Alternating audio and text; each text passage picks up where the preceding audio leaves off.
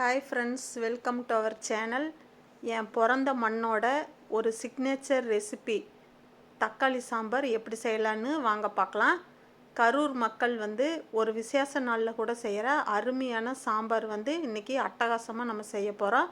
அதுக்கு சின்ன வெங்காயம் ஒரு கை அளவு உரித்து எடுத்துக்கணும். பூண்டு ஒரு 5-6 பல், காரத்துக்கு தேவையான அளவு வரமிளகாய், கருவேப்பிலை எடுத்துக்கலாம். ஒரு கடாயில் எண்ணெய் ஊற்றி எண்ணெய் காஞ்சோடனே சின்ன வெங்காயம், காஞ்ச மிளகாய், கருவேப்பிலை இது எல்லாத்தையும் போட்டு நல்லா வதக்கிடலாம். வதக்கினதுக்கப்புறம் மல்லி 2 ஸ்பூன், 1 ஸ்பூன் அளவு ஜீரகம் எடுத்துக்கலாம். ஒரு 10-12 மிளகு எடுத்துக்கலாம். மிளகு அதிகமாக சேர்த்தா அலறல் ஆயிரும், அதனால மிளகு கம்மியாக சேர்த்துக்கலாம். சோம்பு 1/2 ஸ்பூன் சேர்த்துக்கலாம். இந்த சாம்பாருக்கு கெட்டி கொடுக்கறதுக்காக ஒரு 1/2 ஸ்பூன் பொட்டுக்கடலை சேர்த்துக்கலாம். 1/2 ஸ்பூனுக்கு அதிகமாக சேர்த்துனா சாம்பார் ரொம்ப கொழகொழப்பாயிரும், டேஸ்ட்டு நல்லா இருக்காது. இப்போ வறுத்து வச்ச மசாலாவை ஆற வச்சுக்கலாம். சாம்பாருக்கு ஒரு 1/2 ஸ்பூன் மஞ்சள் தூள் சேர்த்துக்கலாம்.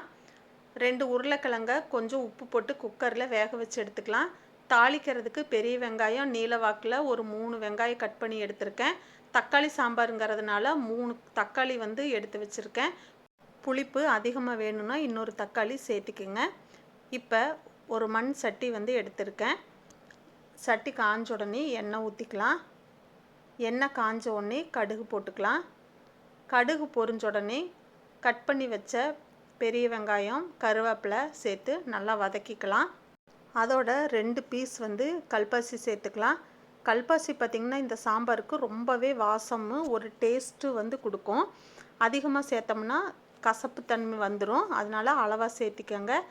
தக்காளியை ஒரு கொஞ்சம் உப்பு போட்டு நல்லா வதக்கிட்டு அரைச்சி வச்ச மசாலாவை சேர்த்துக்கலாம். அரைச்சி வச்ச மசாலா சேர்த்திட்டு நல்லா வதக்கி விட்டு மசாலா பச்சை வாசம் போனதுக்கப்புறம்தான் உருளைக்கிழங்கு சேர்த்தணும்.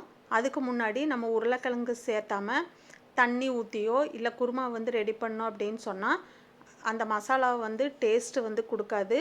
ஒவ்வொரு ஸ்டெப்பும் நம்ம எவ்வளோ பொறுமையாக செய்கிறோமோ அந்த அளவுக்கு சாம்பாருடைய டேஸ்ட்டு ரொம்பவே அட்டகாசமாக இருக்கும். இப்போ மசாலா நல்லா இந்த மாதிரி வதங்கி வந்ததுக்கப்புறம் நம்ம வேக வச்ச உருளைக்கிழங்க மசித்து இதில் சேர்த்துக்கலாம். அதுக்கப்புறம் மிக்சியில் அரைச்ச அந்த தண்ணியவே குருமாவுக்கு தேவையான அளவு தண்ணி சேர்த்து நம்ம எந்த திக்னஸ்க்கு சாம்பார் வேணுமோ அந்த அளவுக்கு தண்ணி வச்சு கலந்து விட்டுக்கலாம். சாம்பாருக்கு தேவையான அளவு உப்பு சேர்த்துக்கலாம். ஒரு மூடி போட்டு ஒரு 5 நிமிஷம் நல்லா கொதிக்க விட்டு எடுத்தோம்னா அட்டகாசமான கரூர் ஸ்பெஷல் தக்காளி சாம்பார் ரெடி ஆயிடுச்சு. இதில் உருளைக்கிழங்கு அப்படிங்கிறது ஒரு ஆப்ஷனல் தான். உருளைக்கிழங்கு குழந்தைங்களுக்கு ரொம்பவே பிடிக்கும். அதனால் இது ஒரு உருளைக்கிழங்கு போட்டால் ஒரு தக்காளி சாம்பாராக இன்றைக்கி நான் செஞ்சுருக்கேன். நீங்கள் உருளைக்கிழங்கு சேர்த்தாது உங்கள் விருப்பத்துக்கு தகுந்த மாதிரி நீங்கள் பண்ணிக்கிங்க. இந்த சாம்பார் பார்த்திங்கன்னா இட்லி தோசைக்கு ரொம்பவே அல்டிமேட்டாக இருக்கும். மத்தியானம் சாப்பாட்டுக்கு டிஃபன் முடிஞ்சதுக்கப்புறம் இந்த சாம்பாரை சூடு பண்ணி வச்சிட்டிங்க அப்படின்னா இன்னும் நல்லா திக்னஸ் ஆயிரும்.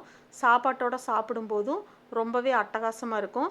இந்த சிக்னேச்சர் ரெசிப்பியை நீங்களும் உங்கள் வீட்டில் செஞ்சு பாருங்கள். இந்த வீடியோ பிடிச்சிருந்ததுன்னா உங்கள் ஃப்ரெண்ட்ஸ் அண்ட் ஃபேமிலி மெம்பர்ஸ்க்கு ஷேர் பண்ணுங்கள். இந்த வீடியோவுக்கு லைக் பண்ணிடுங்க.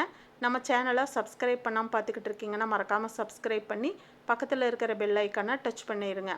தேங்க்ஸ் ஃபார் வாட்சிங்.